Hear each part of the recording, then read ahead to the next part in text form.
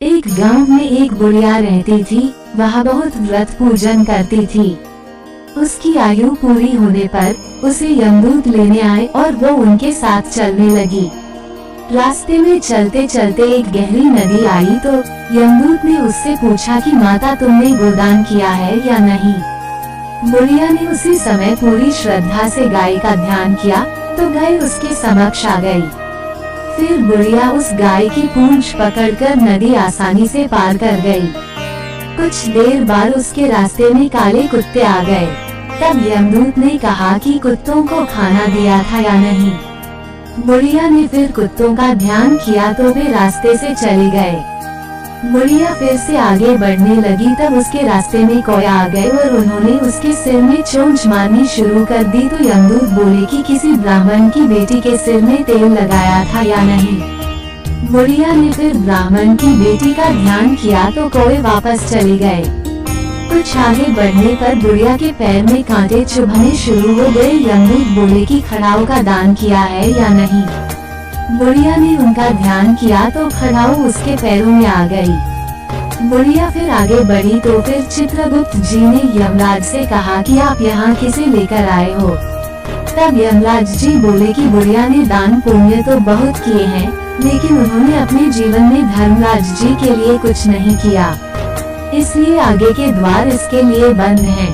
धर्मराज की सारी बात सुनने के बाद बुढ़िया बोली कि आप मुझे सिर्फ 7 दिन के लिए धरती पर वापस भेज दें। मैं पूरी श्रद्धा से धर्मराज जी का व्रत और उद्यापन करके वापस यहाँ लौटाऊंगी। यमराज ने उन्हें धरती पर वापस भेज दिया।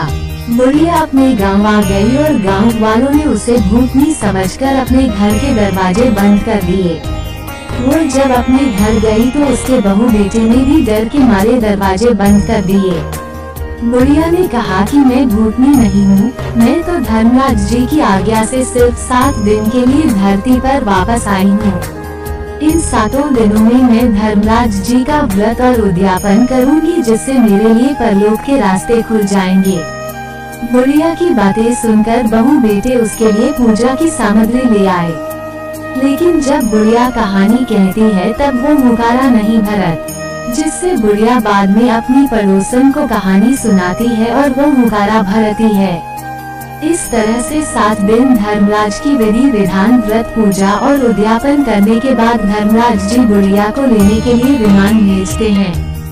स्वर्ग से आए विमान को देख उसके बहू बेटों के साथ सारे गांव वाले भी स्वर्ग जाने को तैयार हो गए। बुढ़िया ने कहा कि तुम कहाँ तैयार हो रहे हो, मेरी कहानी तो सिर्फ मेरी पड़ोसन ने सुनी है, इसलिए वही मेरे साथ जाएगी। तब सारे गांव वाले बुढ़िया से धर्मराज जी की कहानी सुनाने का आग्रह करने लगे। तब बुढ़िया उन्हें भी कहानी सुना देती है।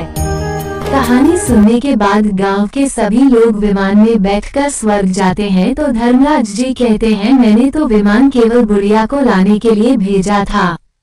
तब बुढ़िया माई ने कहा कि हे धर्मराज जी, मैंने अपने जीवन में जो भी पुण्य किए हैं उसमें से आधा भाग मैं आप गांव वालों को देना चाहती हूँ। इस तरह से धर्मराज ने ग्रामवासियों को भी स्वर्ग में जाने दिया।